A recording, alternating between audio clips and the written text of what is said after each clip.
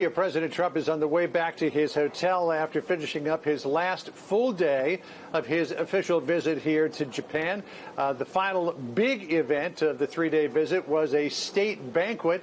There you see the president greeting the new emperor Naruhito and his wife Masako. They spent the morning with them as well. And one more time, the First Lady and the president will meet with the emperor. That's tomorrow morning. A little private farewell before the president heads down to give that Memorial Day address on the USS Wasp at Yokosuka that John was talking about just a second ago. Earlier today, at a news conference, the president weighed in on his tweet on Sunday that North Korean leader Kim Jong-un called Joe Biden, quote, swamp man and a low IQ individual. The president was asked if he was siding with a brutal dictator over a former U.S. vice president. Listen to his answer. Kim Jong-un made a statement that Joe Biden is a low IQ individual. He probably is, based on his record. I think I agree with him on that. I can tell you that Joe Biden was a disaster. His administration with President Obama, they were basically a disaster when it came to so many things, whether it was economy, whether it was military defense, no matter what it was. They had a lot of problems. So I'm not a fan.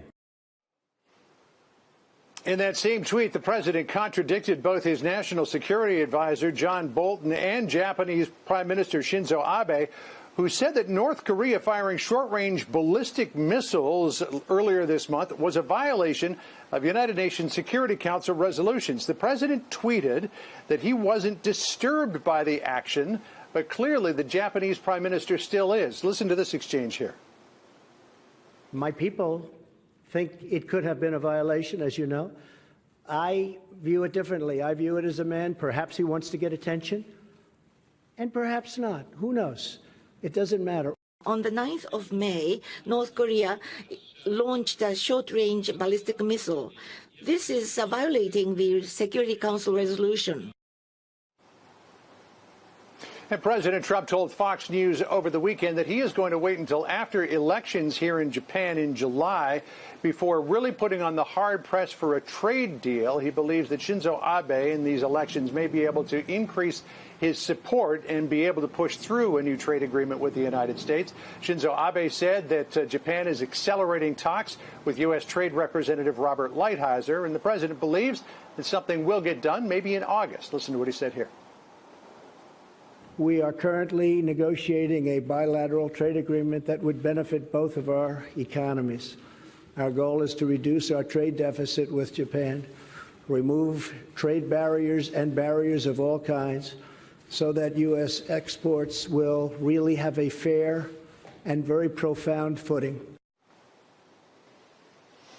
And a couple of other pieces of news. The Japanese Prime Minister may soon meet with Kim Jong-un, the leader of North Korea. Abe said that he has the full support of President Trump in doing that. What Abe is really after is there are a number of Japanese citizens who were abducted by North Korea. The president met with the families of those people yesterday, as he did when he was here back in November of 2017. And Abe may also be going to visit with Iranian President Rouhani in June.